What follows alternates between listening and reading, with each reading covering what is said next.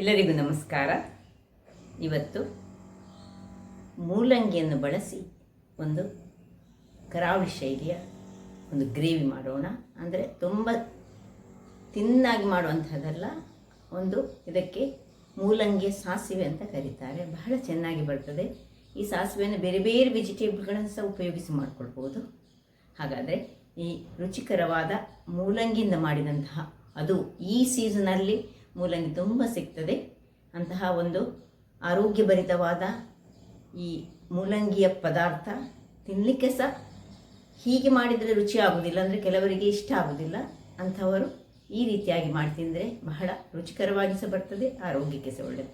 ಹಾಗಾದರೆ ಬನ್ನಿ, ಈ ಒಂದು ಕರಾವಳಿ ಶೈಲಿಯ ಅಡುಗೆಯನ್ನು ಹೇಗೆ ಮಾಡುವುದೆಂದು ನೋಡುವ ಮೊದಲು ಯಾರೆಲ್ಲ ನನ್ನ ಚಾನಲನ್ನು ನೋಡ್ತಿದ್ದೀರಿ, ಯಾರೆಲ್ಲ ಇನ್ನೂ ಸಬ್ಸ್ಕ್ರೈಬ್ ಮಾಡಿಲ್ಲ, ದಯವಿಟ್ಟು ಸಬ್ಸ್ಕ್ರೈಬ್ ಮಾಡಿ ಸಪೋರ್ಟ್ ಮಾಡಿ ಅಂತ ಹೇಳುತ್ತಾ ಅಡುಗೆ ಮಾಡಿ. ನಮಸ್ತೆ ಮಿತ್ರರೇ.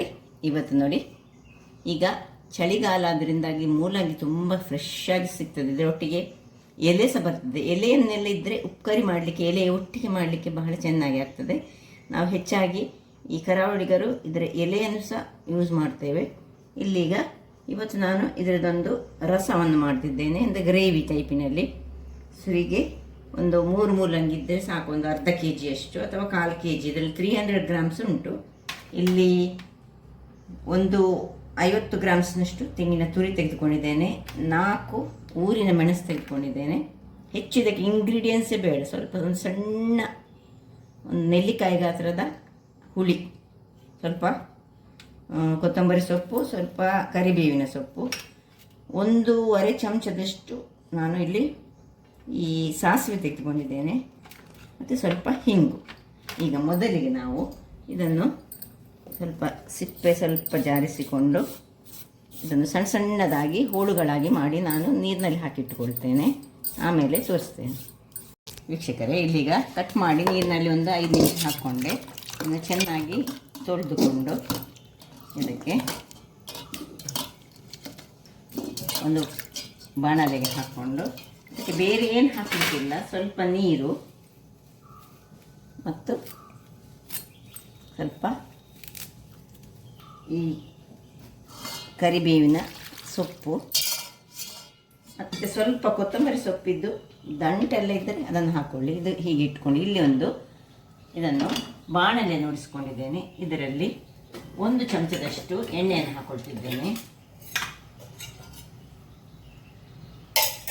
ಅದರಲ್ಲಿ 4 ಈ ಒಂದು ಸಣ್ಣ ಉರಿಯಲ್ಲಿ ಇದನ್ನು ಸ್ವಲ್ಪ ಹುರಿದುಕೊಳ್ಳೋಣ. ಇದಕ್ಕೆ ಬೇರೆ ಏನು, ಇದು ಇವತ್ತು ಸಾಂಬಾರಲ್ಲ, ಇದೊಂದು ಸಿಂಪಲ್ ಸಾಸಿವೆ, ಮೂಲಂಗಿಯ ಸಾಸಿವೆ ಮಾಡ್ತಿದ್ದೇನೆ ನಾನೀಗ. ನೋಡಿ, ಇದು ಸ್ವಲ್ಪ ಹುರಿದುಕೊಳ್ಬೇಕು ಇದರಲ್ಲಿ. ಇನ್ನು ಹುರಿದುಕೊಂಡದನ್ನು ಇದನ್ನು ಪಕ್ಕಕ್ಕಿಟ್ಕೊಳ್ಳೋಣ. ಇಲ್ಲಿ ಇದನ್ನು ಇನ್ನು ಸ್ವಲ್ಪ ನೀರು ಹಾಕ್ಕೊಳ್ತಿದ್ದೇನೆ. ಏನು ನೀರುಳ್ಳಿ ಎಲ್ಲ ಏನು ಹಾಕ್ಕೊಳ್ಳಿಕ್ಕಿಲ್ಲ, ಜಸ್ಟ್ ಇದಷ್ಟನ್ನು ಹಾಕಿ ಇದನ್ನು ಮುಚ್ಚಳ ಮುಚ್ಚಿಕೊಂಡು ಬೇಯಿಸ್ಕೊಳ್ಳೋಣ. ವೀಕ್ಷಕರೇ, ಇದಿಲ್ಲಿ ಬೇಯ್ತಾ ಇರಲಿ. ಇಲ್ಲಿ ನಾವೀಗ ಮಸಾಲೆ ರೆಡಿ ಮಾಡೋಣ. ಏನು ನಾವು ಮೆಣಸನ್ನು ಹುರಿದಿಟ್ಟುಕೊಂಡಿದ್ದೇವೆ ಅದು, ಪ್ಲಸ್ ಸಣ್ಣ ತುಂಡು ಹುಳಿ, ಇನ್ನು ತೆಂಗಿನ ತುರಿ, ಒಂದು ತೆಂಗಿನಕಾಯಿಯಲ್ಲಿ ಅರ್ಧ ಗಡಿ ಹಾಕಿದರೆ ಸಾಕಾಗ್ತದೆ. ಇನ್ನು ಇದರಲ್ಲಿ 1.5 ಚಮಚದಲ್ಲಿ 3/4 ಚಮಚದಷ್ಟು ಸಾಸಿವೆ, ಒಂದು ಅರ್ಧ ಚಮಚ ಸಾಕು ಇದಿಟ್ಟರೆ. 3/4 ಅಲ್ಲ, ಅರ್ಧ ಚಮಚ, 1.5 ಚಮಚ, 1 ಚಮಚದಷ್ಟು ಇದಕ್ಕೆ ಹಾಕ್ಕೊಳ್ಬೇಕು. ಅರ್ಧ ಚಮಚ ಇದರಲ್ಲಿ ಒಗ್ಗರಣೆಗೆ ಇಟ್ಟುಕೊಂಡ್ರೆ ಆಯಿತು.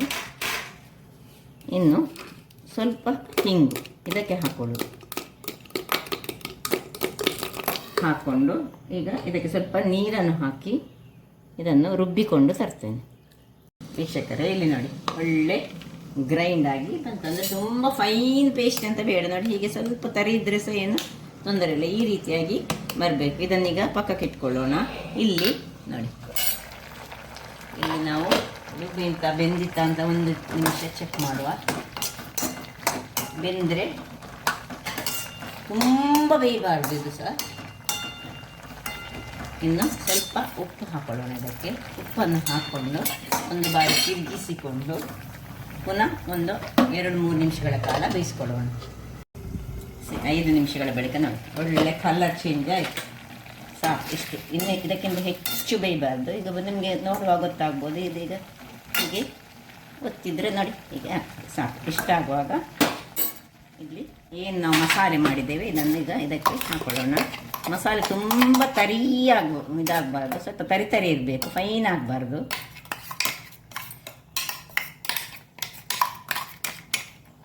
ಇದು ಸ್ವಲ್ಪ ದಪ್ಪದಲ್ಲಿ ಇಟ್ಕೊಳ್ಬೋದು ಅಥವಾ ಸ್ವಲ್ಪ ನೀರು ಮಾಡ್ಕೊಳ್ಳೋಣ. ಇನ್ನು ನೋಡಿ ಸ್ವಲ್ಪ ಇದಕ್ಕೆ ಮಿಕ್ಸಿಗೆ ಸ್ವಲ್ಪ ನೀರು ಹಾಕ್ಕೊಂಡು ಇದನ್ನು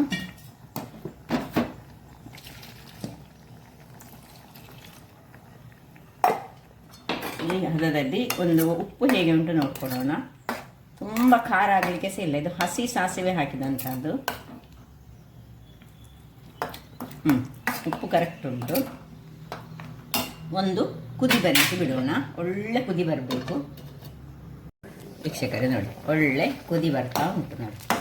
ಏನು ಚೆನ್ನಾದ ಒಂದು ಮುಲ್ಲಂಗಿಯ ಆರೋಗ್ಯಭರಿತವಾದ ಪದಾರ್ಥ ರೆಡಿ ಆಯಿತು. ಇವತ್ತು ಸಂಕಷ್ಟಹರ ಚತುರ್ಥಿ ಆದ ಕಾರಣ ಬೆಳ್ಳುಳ್ಳಿ ನೀರುಳ್ಳಿ ಏನು ಹಾಕದೆ ಮಾಡುವಂತಹ ಒಂದು ರುಚಿಕರವಾದ ಪದಾರ್ಥ ಇದನ್ನು. ಮತ್ತು ನಾಳೆ ನಾನು ಅಪ್ಲೋಡ್ ಮಾಡ್ತಿದ್ದೇನೆ.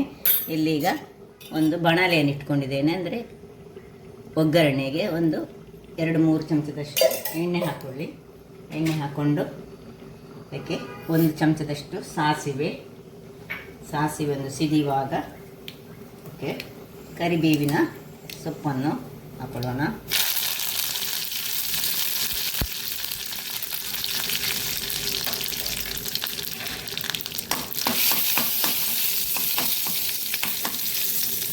ಸಾಕು, ಇದನ್ನು ಆಫ್ ಮಾಡಿಕೊಂಡು ಇದಕ್ಕೆ ಟ್ರಾನ್ಸ್ಫರ್ ಮಾಡ್ಕೊಳ್ಳೋಣ.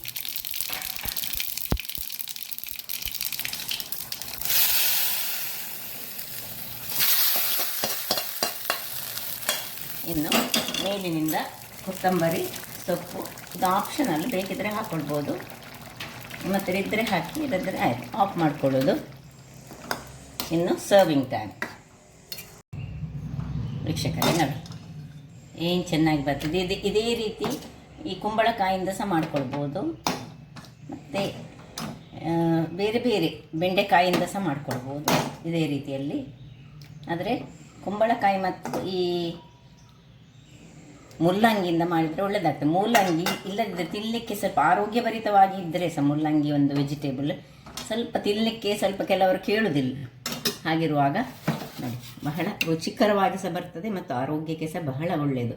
ಕಾನ್ಸ್ಟಿಪೇಷನ್ ಯಾರಿಗೆ ಪ್ರಾಬ್ಲಮ್ ಉಂಟು ಅಂಥವರು ಇಂತಹದ್ದು ಹೆಚ್ಚು ಖಾರ ಸಹ ಇಲ್ಲ ಇದು. ಹಾಗಾಗಿ ಇದನ್ನು ಯಾರು ತಿನ್ಬೋದು, ಬಹಳ ಉತ್ತಮ. ಹಾಗಾದರೆ ನನ್ನ ಈ ಕುಕಿಂಗ್ ಚಾನಲ್ ನಿಮಗೆ ಇಷ್ಟ ಆದರೆ ಬೋಳೂರು ಸುವರ್ಣ ಚಾನಲನ್ನು ಲೈಕ್ ಮಾಡಿ, ಶೇರ್ ಮಾಡಿ ಹಾಗೂ ಸಬ್ಸ್ಕ್ರೈಬ್ ಮಾಡಿ ಹಾಗೂ ನನ್ನ ಇನ್ಸ್ಟಾಗ್ರಾಮ್ ಪೇಜನ್ನು ಫಾಲೋ ಮಾಡಿ. ಧನ್ಯವಾದಗಳು.